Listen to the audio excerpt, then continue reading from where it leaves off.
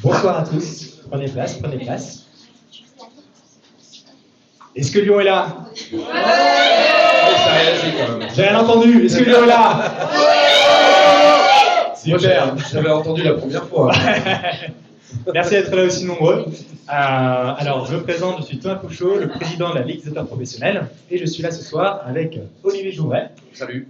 Donc, qui est scénariste, dessinateur de BD, et qui est aussi le fondateur de l'épicerie séquentielle. T'as tout bien appris. Qui est ce dont nous allons discuter pendant cette petite séquence ensemble. Alors, pour introduire un peu le sujet, aujourd'hui, dans l'idée générale des gens, quand on a un auteur qui soit un auteur de l'écrit ou un auteur de BD, on a l'idée qu'il y a globalement deux chemins qui s'offrent à lui. Soit il va dans le circuit classique des maisons d'édition, avec voilà, toutes les joies et les peines qu'on peut imaginer, soit il va sur son petit chemin de croix vers l'auto-édition, qui peut très très bien marcher, mais qui a également d'autres contraintes, et notamment le fait de devoir assumer tout seul toutes les tâches qu'une maison d'édition doit faire pour pouvoir publier et promouvoir son projet. Mais là-dedans, est-ce qu'il n'y aurait pas une troisième voie? Et c'est là que je me tourne vers Olivier Jouvet, qui avec l'épicerie séquentielle a essayé de défricher cette troisième voie, qui s'appelle un Sherpa sur les sentiers escarpés de l'Himalaya. Et donc voilà, nous allons en parler ensemble. Alors tout d'abord Olivier, est-ce que tu peux te présenter, nous dire quel est ton parcours et comment tu en es arrivé là aujourd'hui? Alors moi je suis scénariste de bande dessinée depuis 2002, j'ai démarré par opportunisme, parce que mon frère était dessinateur et il n'était pas trop manchot, donc je me suis dit, je vais me glisser dans son sillon, et en ayant un dessinateur déjà sous la main, c'est un peu plus facile pour démarrer dans le métier, mais très rapidement, j'ai eu la chance avec lui et avec ma belle-sœur Anne-Claire qui faisait les couleurs de faire une série qui a pas trop mal marché dès le début. Mais j'ai vite voulu comprendre un petit peu les coulisses de ce métier-là parce que, comme je le disais tout à l'heure, le démarrage s'est fait de manière un peu naïve puisqu'on a proposé le projet de série à l'éditeur chez qui mon frère était déjà, parce qu'on ne savait pas qu'on pouvait le présenter à plusieurs éditeurs, on ne savait pas qu'on pouvait négocier le contrat, les avances sur droit ou des choses comme ça, donc on a tout pris comme ça venait. Mais très rapidement, je me suis dit, c'est pas tout à fait normal ce genre de choses, donc j'aimerais bien comprendre. Et quand ont émergé les premières tentatives de création de syndicats, donc le SNAC, et puis il y a eu un autre projet ici sur Lyon, j'ai rejoint, je me suis intéressé, et j'ai essayé de m'impliquer un petit peu là-dedans pour comprendre comment ça marche. Et ces 5 ans, comme je le disais tout à l'heure, ces 5 ans m'ont un peu mis un gros coup de bâton derrière la tête parce que je me suis rendu compte que non seulement j'avais été bien naïf, mais ça allait être un peu compliqué de travailler avec ces structures éditoriales. Pendant toutes ces années qui ont suivi, moi j'ai scénarisé une trentaine d'albums à peu près, et j'ai eu des relations parfois très sympathiques avec des éditeurs, et puis parfois très compliquées, avec des grosses déceptions, et notamment l'impression que certains de mes bouquins ont été imprimés pour remplir des étagères, que quand je demandais des comptes ou que je demandais des informations, ou je demandais des chiffres ou des choses comme ça ne venait pas, c'était compliqué, rien n'était simple et c'était un peu agaçant. Et puis il y a eu le développement de plusieurs types de bandes dessinées, notamment la bande dessinée qu'on a appelée la bande dessinée du réel, bande dessinée documentaire, bande dessinée de vulgarisation scientifique. Il y a eu l'émergence des blogs BD, il y a eu beaucoup de choses qui se sont passées entre la fin des années 2000 et le début des années 2010. Et ça nous a donné envie à un certain nombre d'auteurs et d'autrices et moi-même de trouver les chemins d'une émancipation. Et donc j'ai rejoint l'équipe montée par Franck Bourgeron, Sylvain Ricard et Chris de la création de la revue dessinée. Et on s'est retrouvé à 7 personnes à construire une revue trimestrielle de bande dessinée, de reportages et de documentaires, avec des éditeurs avec qui j'en ai parlé, qui m'ont dit « Ah bah, vous vous lancez dans l'édition, vous allez voir, on va rigoler ». Et encore une fois, je cite, hein, je n'exagère pas, on m'a dit ça comme ça. Et on a lancé ce magazine, et qui a bien marché, et qui existe toujours. Bon, il a été racheté par Casterman, mais bon, on ne peut pas tout avoir dans la vie. De toute façon, moi j'ai travaillé pendant 3 ans à la création de ce magazine, et ça fonctionne bien. Ça m'a permis, avec un petit poil de mesquinerie, de retourner voir les éditeurs en disant « Eh ben j'ai vu, c'est pas si compliqué en fait. Donc finalement, vous êtes peut-être trop payé pour ce que vous faites. » Et je le crois toujours aujourd'hui. Et en fait, ça m'a donné un petit peu des outils pour comprendre un petit peu ce que c'était que le métier de l'édition, la construction d'un objet éditorial. Ça m'a permis aussi de rencontrer des animaux mystérieux, qu'on appelle des investisseurs, que je croyais être des gens qui tapis dans l'ombre, attendent que tu aies une bonne idée pour venir te la prendre et se faire de l'argent sur ton dos. Alors c'est un peu ça, ça existe, mais il n'y a pas que ça, il y a aussi des investisseurs qui te donnent de l'argent et qui ne demandent rien en échange, parce qu'ils ne peuvent pas te demander quoi que ce soit en échange, vu que tu es toujours propriétaire de la majeure partie des parts d'entreprise. Donc moi j'ai découvert un métier, j'ai découvert un secteur, eux aussi l'ont découvert. J'ai eu rendez-vous avec un investisseur qui m'a regardé en disant « mais c'est quoi ton métier ?» Et une fois que je l'ai expliqué, il m'a dit « mais c'est quoi ce métier ?» qui m'a pris pour un cinglé. Bon, ben voilà. Et en tout cas, quelques temps après, je me suis dit, il faut qu'on arrive à créer quelque chose sur Lyon qui soit un petit peu différent, un mode de fonctionnement éditorial qui sorte un petit peu des clous. Je ne voulais pas devenir éditeur, je ne voulais pas devenir chef d'entreprise avec des investisseurs. J'avais goûté à tout ça, c'est bon, ça ne m'intéressait pas. Et je voulais imaginer quelque chose de différent qui permette à toute une bande d'auteurs et d'autrices de bosser ensemble sans être dans une entreprise. Parce que si nous avons choisi ces métiers, c'est parce qu'on est quand même des indépendants, voire des indépendantistes, et qu'on aime cette liberté aussi, de pouvoir faire les choses quand on a envie de les faire, comme on a envie de les faire, et puis de mobiliser notre capacité de création pour faire ce qu'on a envie de faire. Mais comment mobiliser tout ça sur un projet industriel complexe? Ça n'a pas été évident. C'est-à-dire qu'il a fallu beaucoup de réflexion, beaucoup de discussions avec beaucoup de gens. Et puis, je me suis dit, il ne faut pas que je crée des collections classiques, il faut créer quelque chose de différent. Donc, je ne voulais pas des albums en cartonné parce que ça devenait de plus en plus cher et je voulais faire de la bande dessinée populaire et accessible. Je ne voulais pas devoir choisir entre mes potes, toi, je veux bien que tu publies, toi, je veux pas, ton dessin, il pue, toi, tu m'as pas dit bonjour ce matin, comme font les éditeurs. Et donc, je voulais pouvoir éditer tous ceux qui avaient... J'espère qu'il y a des éditeurs dans la salle, qui l'entendent. Et voilà, je voulais pas non plus faire de la fiction, parce qu'il y en a déjà tellement dans les librairies. Je me suis dit, il faut qu'on se positionne autrement. Et donc, on a choisi de travailler sur l'histoire locale, l'histoire lyonnaise. Parce que l'histoire lyonnaise, c'est... Lyon a 2000 ans d'histoire, donc il y a beaucoup de choses à raconter. Et que beaucoup de Lyonnais et Lyonnaises sont assez intéressés pour savoir ce qui s'est passé et ce qui se passe dans leur ville. C'est souvent ce qui est le plus intéressant quand on cherche à s'informer sur quelque chose, c'est d'abord savoir ce qui se passe en bas de chez vous, ou ce qui s'est passé en bas de chez vous, avant de s'intéresser forcément à ce qui se passe à l'autre bout du monde. Et donc, je me suis intéressé à beaucoup de manières de gérer des structures. Je suis allé voir les entreprises libérées, je suis allé voir des associations, je suis allé voir les scopes, je suis allé voir plein de trucs. Alors, quand il dit je, j'étais avec d'autres personnes qui m'ont accompagné sur ce chemin-là. Et j'ai eu l'idée de ce concept de créer une revue mensuelle, un fascicule de 12 pages qui va raconter des histoires lyonnaises en bande dessinée. Pas beaucoup de pages parce qu'on s'adresse à des gens qui ne veulent pas devenir historiens et spécialistes de la question, mais qui permettent de comprendre ce qui s'est passé à telle ou telle époque. Et puis il y a 3 € pièce, parce qu'il ne faut pas que ça soit cher. Et puis avec une meilleure redistribution des revenus, c'est-à-dire qu'au lieu d'être à 8 ou 10%, ça sera à 33% de droits d'auteur. C'est 1 € pour le libraire, 1 € pour l'association, 1 € pour nous. Et puis voilà. Et après, il a fallu construire l'association. Et donc c'est là où arrive ce nom d'épicerie séquentielle. Oui. Donc épicerie qui fait très produit local du terroir, en contrepoint de la grande distribution, on va dire. Mais comment ce nom est venu? Est-ce que tu t'es dit que tu voulais vendre des tomates et des concombres sur le marché? Alors, je reviens un petit peu en arrière parce que l'association elle-même a été construite beaucoup plus en amont. Elle date de 2004. On fête les 20 ans cette année de l'épicerie séquentielle. Mais au début, c'était pas du tout une association destinée à faire de l'édition. C'était une association créée pour permettre aux artistes locaux de se rencontrer, de se connaître et de boire une bière avec 2 chips de temps en temps, histoire de pas être isolés.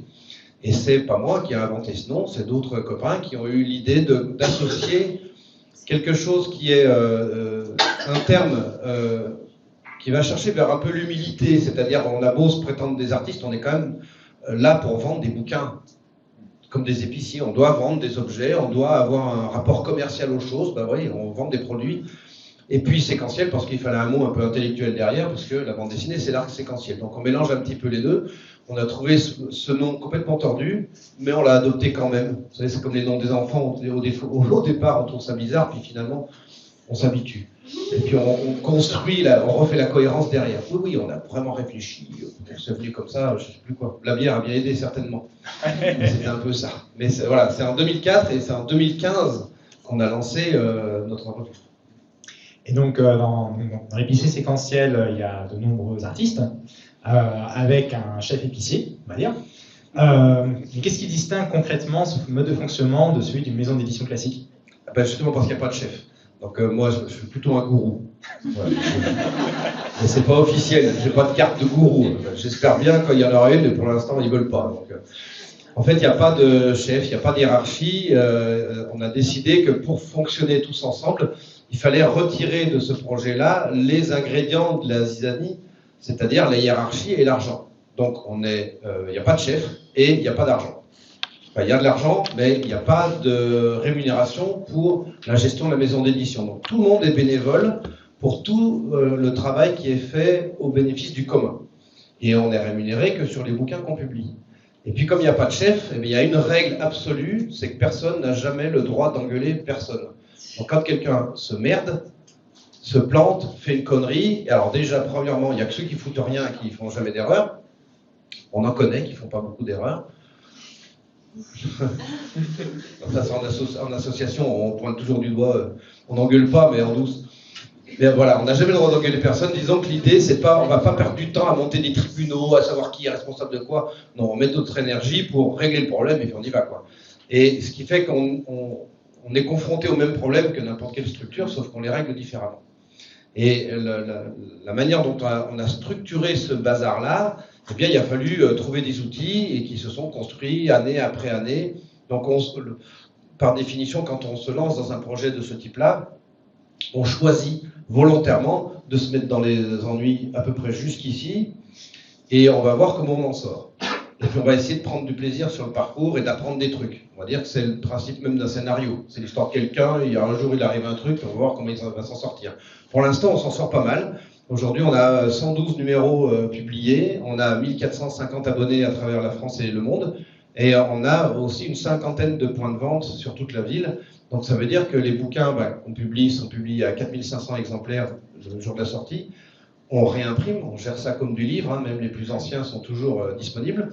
Et les 1 euro par bouquin, vu que dans la première année, on arrive assez facilement à quand même vendre 2000, 3000 exemplaires de chaque numéro, puisque c'est une collection, donc chaque numéro tire les autres vers le haut, eh bien ça commence à faire un revenu de complément plutôt intéressant. C'est ça le principe. Donc, si je comprends bien, donc, il y a des abonnements, il y a aussi des points de vente. Donc, comment se passent les relations avec ces points de vente? C'est des librairies, j'imagine, ou des maisons de la presse? Comment ça se passe? Ce ne sont que des librairies, et on ne fonctionne qu'en achat ferme. Il n'y a pas de dépôt-vente. Donc, au début, quand je suis allé voir des copains libraires à Lyon pour leur dire voilà ce que je veux construire, sans objet à leur montrer, ils m'ont dit mais qu'est-ce que c'est que ces conneries? Un fascicule, 12 pages, l'histoire locale, ça a l'air chiant, invendable, où est-ce que tu veux que je le foute dans ma librairie? Je peux pas le ranger, il n'y a pas de tranche. Bref, il y a quelques copains libraires qui nous ont dit mais tu peux péter dans un mouchoir, on le vendra, on t'aime beaucoup, il n'y a pas de souci, t'inquiète pas, on prendra même pas de marge. Donc il y avait ceux qui n'en voulaient pas et ceux qui étaient prêts à faire de l'humanitaire. Moi je voulais qu'ils nous prennent au sérieux et qu'ils considèrent que notre projet était quelque chose de pertinent et de rentable. Heureusement, quand ils ont vu l'objet et qu'on a commencé à le présenter, à le vendre, eh bien, ils ont vu que ça marchait, qu'il y a de plus en plus de gens qui voulaient l'acheter, et donc, petit à petit, les libraires qui étaient un peu réticents se sont mis à vouloir vendre nos bouquins. Alors, il y en a quelques-uns, on leur a dit non, faut pas déconner. Par exemple, il y a une boutique d'un fameux club de foot lyonnais qui voulait vendre certains de nos numéros et qui exigeait qu'on les livre dans un carton avec un format spécial et avec un scotch avec notre logo dessus. Donc on leur a dit, vous voulez pas 2 balles et un cigare? Enfin, on leur a dit, non mais vous déconnez, donc on les a envoyés paître. Mais sinon, la plupart du temps, les relations sont plutôt bonnes. C'est arrivé parfois qu'avec des libraires, il faille un petit moment, un petit rendez-vous pour dire ça serait bien que vous nous receviez correctement quand on vient vous voir, puis que vous arrêtiez de nous traiter de voleurs ou de je sais pas quoi. On disait ah ben, les pauvres, tiens, enfin, ils nous faisaient des blagues un peu pourries. Donc on leur a dit non mais arrêtez, c'est pas marrant. Au bout d'un moment, c'est juste pas marrant. Et puis des libraires qui nous disent parce que oui, j'ai pas dit, mais on a négocié la remise libraire qui d'habitude est autour de 38%, là c'est à 33%, et achat ferme. Ben, ça ils aiment pas. Ils aiment pas. Je leur dis l'achat ferme c'est bon, tu me prends 20 bouquins, on te les vend 2 €, tu les revends 3. Ça va, je vais pas ruiner ta trésorerie avec ça, on va se détendre. Et puis le 33%, oui, mais n'empêche qu'on t'apporte les bouquins, tu payes pas le transport, donc ça compense. Donc ils ont fini par dire ok. Mais je leur rappelle de temps en temps que notre démarche qui consiste à vendre aussi avec les libraires est une démarche militante, bien plus que rentable. Parce que d'un point de vue de la rentabilité, c'est pas terrible.